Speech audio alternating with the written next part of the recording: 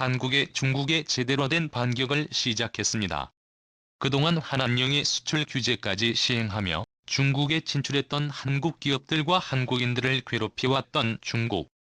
이제는 역으로 한국이 중국의 수출 규제를 가는 동시에 자칫 마음만 먹으면 중국과 무역을 완전히 끊어버릴 수 있는 강력한 한방이 준비됐다는 소식까지 전해지면서 중국은 큰 충격을 받았습니다. 전문가들은 지금까지 중국이 한안령을 해제하지 않은 것이 아니라 해제하지 못한 것이라 말하고 있습니다. 중국이 국경을 개방하고 외국인들의 중국 내 사업을 허용하는데 분명 공산국가인데 완전한 공산국가는 아닌 것 같고, 그렇다고 민주주의도 아닌 것이 공산주의와 민주주의의 중간 지점이라 생각하시는 분들이 많았습니다. 그런데 중국은 역시 공산국가였습니다. 최근 중국 정부의 비밀스러운 정책이 낯이 밝혀지면서 전 세계가 충격을 받았는데요. 중국 광전 총국은 최근 6월까지 개선이 필요한 항목이라며 앞으로 이를 어길 시험벌에 처한다고 경고했는데요. 그 내용은 충격적이었습니다. 남성의 여성스러운 메이크업과 저속한 왕홍에 대한 관리에, 즉 한국에서 유래된 꽃미남과 중국 프로 선수들을 단속하겠다는 것입니다. 이뿐만이 아니라 게임은 정식적 마피아 일이라며 18세 미만 미성년자는 금, 토, 일 그리고 법정 공휴일은 오후 6시에 9시까지 해 주당 3시간 이상 게임을 하지 못하도록 하고, 이를 어길 시 처벌하는 강력한 규제를 발표했습니다. 게다가 팬클럽 운영을 통제할, 심지어 연예인의 외모까지 중국 중앙정부가 직접 관리에 나서기 시작했는데요. 여기서 하류를 완전히 풀게 되면 그 전파력과 파급 효과를 감당할 수 없다는 것입니다. 중국의 한안령을 풀어주지 않고 있는 이유인데요. 즉 시진핑의 장기 집권을 위해 중국인들의 사상 검열을 강화하고 있고, 한국은 그 희생양이 되라는 것입니다. 시진핑 장기 집권을 위한 희생극은 한국뿐만이 아닙니다. 최근 중국에서는 한국에 이어 미국 불매운동까지 일어나고 있습니다. 미국이 인권 탄압을 이유로 신장 위구르산 제품 수입을 전면 금지하자 중국 관영 매체들은 마치 미국의 중국인들을 괴롭히기 위해 이러한 조치를 취했다는 식으로 보도를 했고, 중국인들은 미일은 고립코드로 이를 중국 내 월마트 불매운동을 시작했습니다. 23일 인민일보 계열 인터넷 매체 관찰자망 등에 따르면 최근 중국 웨이보에는 샤머남은 항저우, 광주 등 중국 여러 곳에 샘스클럽 매장의 고객센터에서 회원들이 탈퇴 신청을 하려고 길게 줄을 선 모습을 담은 사진과 영상이 화제가 되고 있습니다. 샘스클럽은 월마트 계열의 회원제 마트입니다. 웨이보에서 샘스클럽 회원 카드 반납이라는 해시태그가 붙은 게시물들의 조회수가 4억에 달할 정도로 샘스클럽 탈퇴의 움직임은 중국에서 크게 주목받고 있습니다. 일부 샘스클럽 회원은 탈퇴 신청서 을 찍어 올려 탈퇴 인증을 하기도 했습니다. 한 누리꾼은 웨이보에서 샘스클럽의 중국 신장 상품을 선택하지 않을 권리가 있다면 소비자 역시 샘스클럽에 들어가지 않을 권리가 있다라며 신장 상품을 내린 것이 소위 미국의 규칙 준수를 위한 어쩔 수 없는 행동일 수도 있지만, 중국에서 장사하려면 중국인의 감정을 절대로 상하게 해서는 안 된다고 주장했습니다. 신화통신, 환구시보 등 핵심 관영 매체들은 정면으로 월마트를 비난하지는 않고 있지만 SNS 계정 등 뉴미디어 매체를 활용해 자국 소비자들의 월마트 불매운동 동향을 전달하는 형식으로 불매운동을 방관하고 나아가 은연중에 조장하는 듯한 모습을 보입니다. 앞서 중국에 진출한 외국 기업들의 최근 수년간 민감한 정치 외교적 문제에 휘말려 중국 소비자들의 불매운동 표적이 되는 사례가 잇따랐습니다. 중국인들은 자국 시장에 진출한 외국 기업이 중국의 이익을 해친다고 간주할 때 중국의 밥을 먹으면서 중국의 솜털 개는 행동을 한다. 헐 중국 반짝, 중국과는 표현을 동원해 비난하곤 합니다. 관영 매체들의 노골적 선동 속에서 고고도 미사일 방어체계 THAAD 사드 배치와 중국에 진출했던 한국 대기업들이 중국인들의 강력한 불매 운동에 직면해 결국 사업을 포기하는 지경에 이르는데 여러 분야의 한국 기업들도 막대한 피해를 받고 지금까지도 소수에 이어 핵심 수출 규제로 협박하며 한국을 괴롭히고 있는 중국. 결국 한국이 특단의 조치를 취했습니다. 한국 정부가 비공식적으로 비밀리에 국가별 중국 의존도를 조사했다는 내용.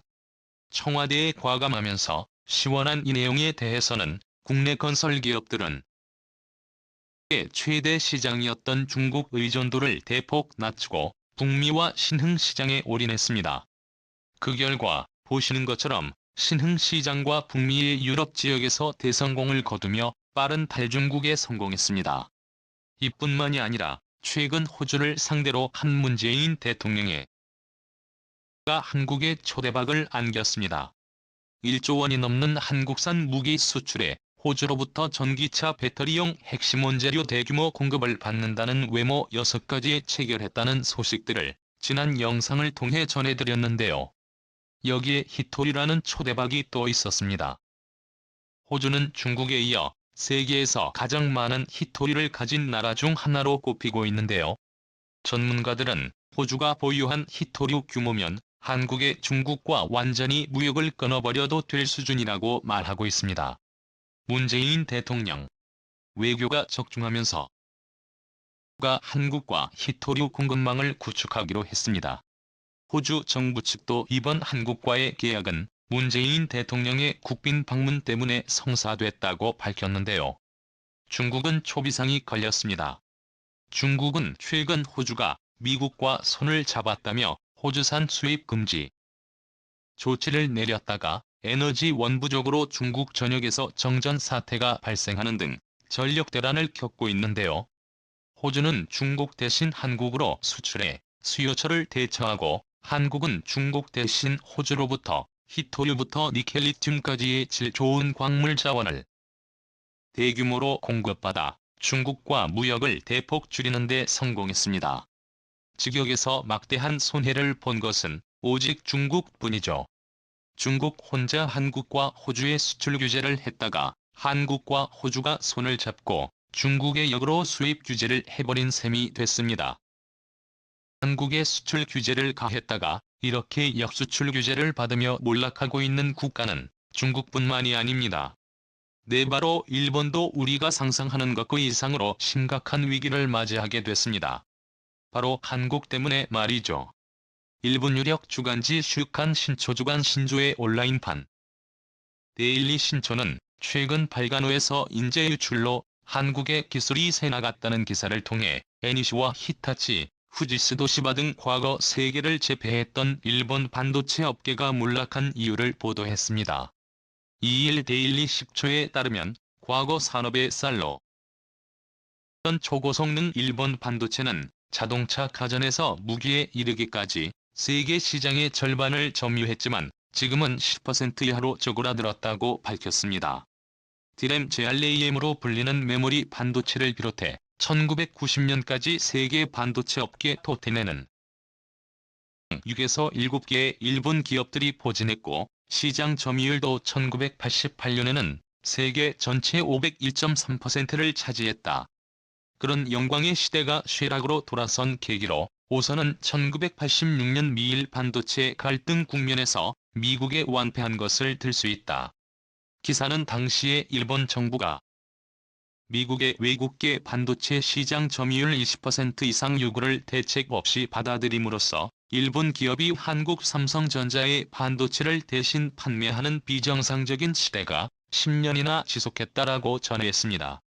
정보기술 IT 애널리스트 후카다 모헤는 미일 반도체 협정이 체결되자 마치 이때를 기다리기라도 했다는데 한국 대만 업체들이 일본 기업의 불이익을 피하려면 우리에게 기술 이전을 하라고 제안했고 일본 기업들은 이를 허무하게 수용하고 말았다라고 말했습니다.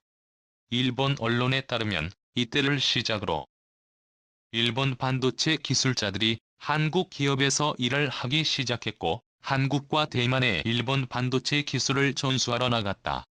나는 2년간 연봉 3천만 엔 세금 제외에 약 3억 1천만 원의 조건으로 삼성전자에 스카우트 됐다. 당시에 내가 다니던 일본 기업에서 를 24감당한 상태라 작심하고 한국으로 갔다라고 말이죠. 그리고 2012년 현재는 한국의 삼성전자가 아무런 제스처를 취하지 않아도 일본의 전문가들이 한국의 삼성전자에서 일하기 위해 한국어 자격증을 취득하여 서울과 경기도로 삶의 터전을 옮기고 있습니다. 일본에서 일할 때보다 압도적으로 높은 연봉의 복지 등 대우도 비교할 수 없을 정도로 훌륭하기 때문이라고 말하고 있습니다. 이러한 한국으로의 인재 유출 현상 때문에 그렇지 않아도 인력구인난으로 고통을 받고 있는 일본 기업 대해, 특히 마지막 남은 일본의 반도체 기업 기역시야가 일할 인재가 모두 삼성전자로 쏠리는 바람에 일본은 비상이 걸렸습니다. 다음은 관객들의 댓글입니다. 항상 잘 보고 있습니다. 다만 소위 곤봉 채널들이 좋은 말만 하는 걸 이해는 하지만 이면을 더 깊이 관찰하는 모습도 중요한 것 같습니다. 들면 부동산 문제도 그렇고 더 좋은 걸 끌어올리기 위해 더 나쁜 것도 끌어올리는 자세가 중요합니다. 기분 좋은 소식입니다. 전 일본의 반도체 브레인들이 삼성과 SK하이닉스에 주임한다면 한국은 반도체의 나라 영상. 감사합니다. 삼성전자 반도체에 중국 시안 공장 반드시 철수해야 한다. 점진적 철수를 하도록 해야 중국이 한국을 가볍게 우습게 보지 못할 것이다. 삼성전자는 메모리 반도체 철수해야 기술과 인력을 보호할 수 있다. 차라리 인도나 태국 아니면 동유럽으로 얼마든지 갈 수 있는 데는 많다. 외국이 위험한 공산국가에서 생산하려 하는지 도무지 이해할 수가 없다. 신의 뜻에 따라 이루어짐입니다. 홍익인간 예비된 선한 천선 국가의 치세가 이루어지고 있음입니다. 먹을 것이 없어 굶어 죽는 나라도 많다는데 잘 되면 돕고 서로 잘 살아야죠. 저 포함 많은 분들도 힘드시겠지만 더 힘을 내봅시다. 대한국인들 화이팅입니다. 중공과 많은 무역 협력하고 있지만 한국은 무역을 다변화해서 중국과 거리를 줄여나가야 된다. 이것 이진정한 대통령이 해야 할 일입니다. 대한민국 제조 강국 수출 강국 국방 강국 앞으로도 이대로 만족하면 된다. 중국인은 중국에서